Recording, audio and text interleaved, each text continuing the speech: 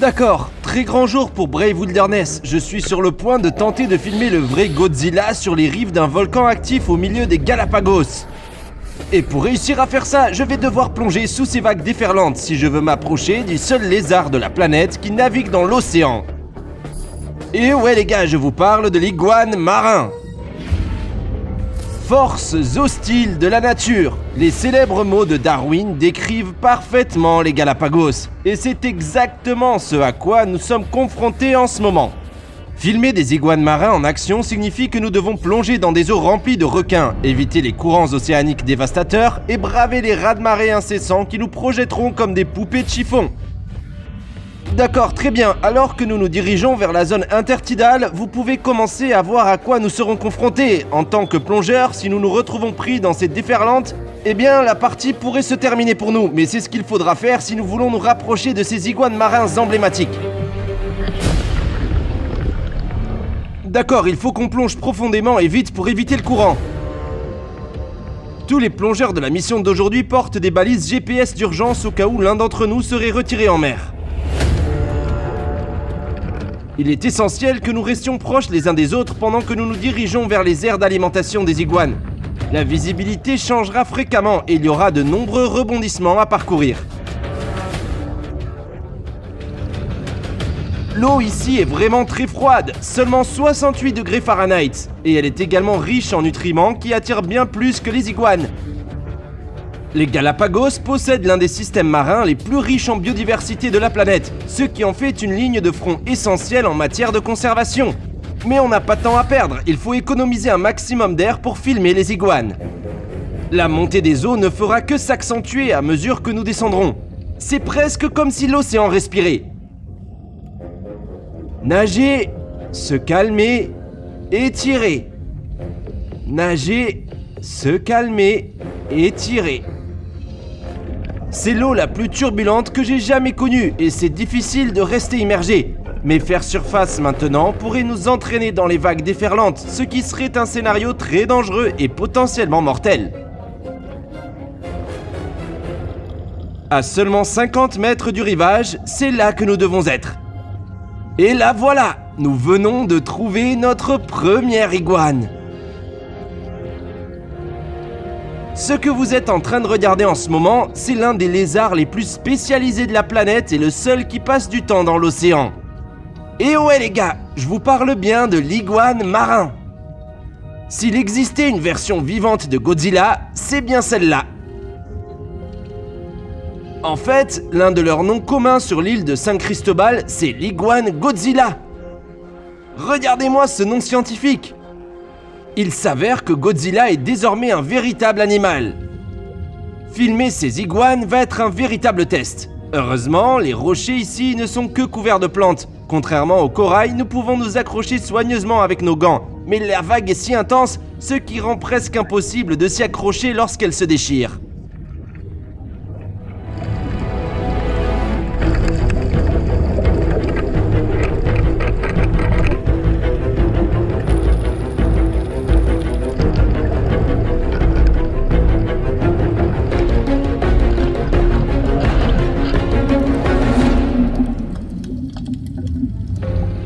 Les périodes de calme seront notre seule chance de nous rapprocher des iguanes. Mais ne vous détrompez pas, les vagues reviendront bientôt. Heureusement, les iguanes semblent concentrées sur leur alimentation, ignorant presque notre présence. Chaque bouchée compte clairement lorsque vous bravez ces conditions.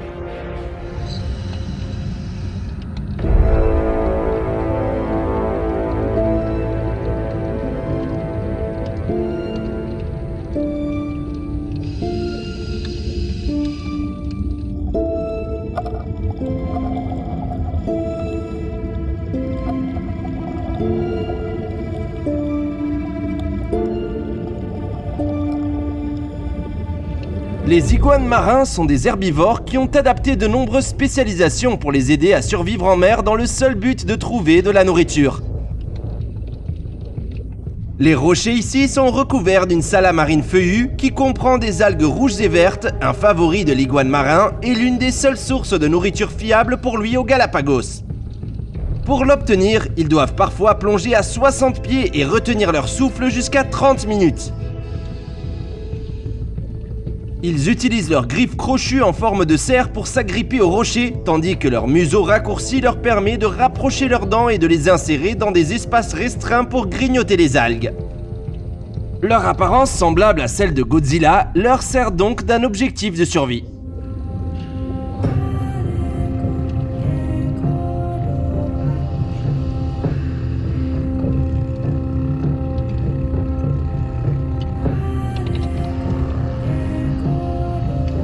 Les iguanes marins ont également développé des queues aplaties et musclées qui les aident à nager dans cet environnement dangereux.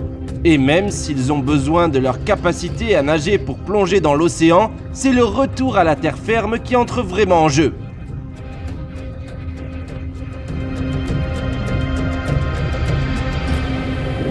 Contrairement à nous, les iguanes sont capables de nager directement dans les déferlantes vagues et de faire du body surf jusqu'à la terre ferme.